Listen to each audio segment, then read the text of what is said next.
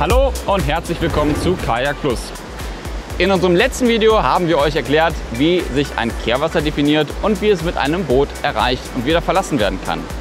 In diesem Video wollen wir nun auf 3 grundlegende Paddeltechniken für das Kehrwasserfahren eingehen. In Stützbereitschaft, mit Bogenschlag und mittels Ziehschlag.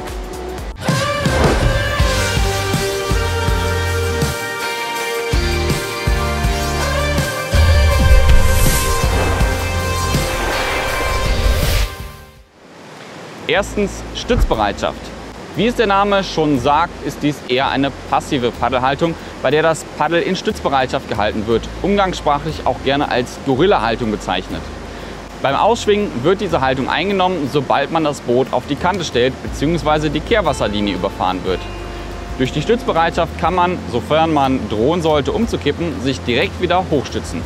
Dadurch gibt diese Technik eine recht hohe Sicherheit, wenn auch vorausgesetzt ist, dass der Anfahrtswinkel, Geschwindigkeit und Einfahrtspunkt ins Kehrwasser passen, da bei dieser Technik eine Korrektur der Fahrtrichtung nur ein wenig durch die Stärke der Kante möglich ist. Ansonsten besteht die Gefahr, entweder gegen das Hindernis zu prallen, wenn man zu hoch angefahren ist, oder das Kehrwasser zu verpassen, wenn man zu tief angefahren ist. Beim Ausfahren aus dem Kehrwasser wird die Stützbereitschaft eingenommen, sobald man die Kehrwasserlinie mit ausreichend Schwung überfahren hat. Ist die Drehung fast vollendet, kann wieder normal weitergepaddelt werden. Du wirst dich vielleicht fragen, wann diese Technik sinnvoll ist. Insbesondere als jemand, der gerade das Kehrwasserfahren lernt, ist es eine gute Einstiegstechnik. Jedoch hat sie insbesondere im Wuchtwasser oder wenn beim Einschwingen zum Beispiel eine größere Welle durchfahren werden muss, durchaus ihre Daseinsberechtigung. Als deutlich aktivere Kehrwasserfahrtechnik ist die nächste Option eine gute Wahl. Zweitens mit Bogenschlag. Wie der Name schon sagt, wird beim Einfahren in ein Kehrwasser im zurückströmenden Wasser ein Bogenschlag, also ein flacher, weit außen geführter Schlag vollzogen. Der Schlag wird hierbei auf der flussaufwärts gerichteten Seite bzw. auf der Innenseite der Drehung gemacht. Ziel des Schlages ist es, die Drehung des Bootes besser zu kontrollieren und tendenziell tiefer ins Kehrwasser einzufahren.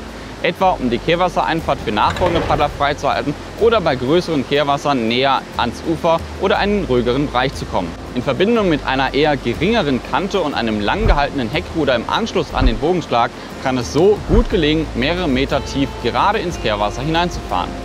Beim Einschwingen in die Hauptströmung ist es ähnlich. Der letzte Schlag wird im flussabwärts strömenden Wasser gemacht, unmittelbar nachdem die Kehrwasserlinie überfahren wurde und durch das Setzen der Kante die Drehung eingeleitet wird. Auch hier wird durch den flussabwärts gesetzten gezogenen Bogenschlag die Drehung des Bootes verlangsamt.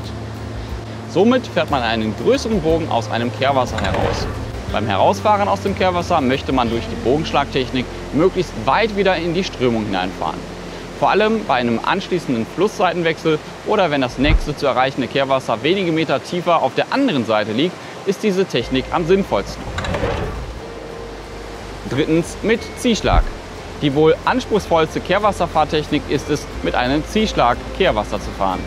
Im Vergleich zu den vorangegangenen Techniken ist diese Technik wohl nur fortgeschrittenen Paddlern vorbehalten, die zum einen über eine gute Bootskontrolle und Bootsgefühl verfügen, als auch den Ziehschlag im ruhigeren Gewässer beherrschen.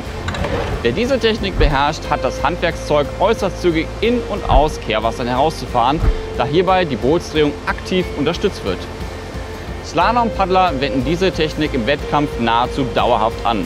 Beim Hineinpaddeln ins Kehrwasser wird dabei das Paddel in etwa auf Knie- bis Wadenhöhe auf der Innenseite ins Kehrwasser mit steilem Paddelschaft eingetaucht. Mit den Handgelenken kann der Winkel des Paddelblattes gesteuert werden, ob eher mehr oder weniger Wasserdruck auf das Paddel wirkt und die Bootsdrehung dadurch langsamer oder schneller erfolgt. Das Handgelenk der Gegenhand sollte hierbei auf Höhe der Stirn sein, aus Verletzungsgefahrgründen definitiv nicht über dem Kopf. Die Gegenhand ist hierbei in etwa auf der Höhe der Schläfe. Wird mittels Ziehschlag aus dem Kehrwasser herausgefahren, wird der Ziehschlag unmittelbar nach der Kehrwasserlinie gesetzt. Ansonsten verhält es sich hierbei ähnlich wie beim Ausschwingen. Um direkt im Anschluss wieder Fahrt aufzunehmen, bietet es sich an, das Paddel nach dem Ziehschlag kurz vor der abgeschlossenen Drehung nach vorne zu führen, um einen langen, kräftigen Grundschlag nachzusetzen. Im direkten Vergleich sieht man insbesondere zwischen der Bogenschlagtechnik und der Ziehschlagtechnik einen deutlichen Unterschied, wie tief ins Kehrwasser gefahren wird bzw. wie schnell wieder weitergepaddelt werden könnte.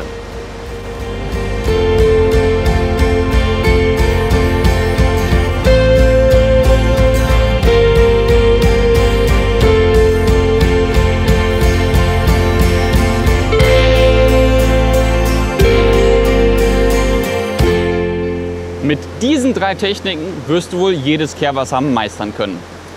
Lass uns gerne in den Kommentaren wissen, mit welcher Technik du meistens Kehrwasser fährst oder wozu du noch Fragen hast. Ansonsten freuen wir uns, wenn du uns weiterempfiehlst und dem Video einen Daumen hoch gibst.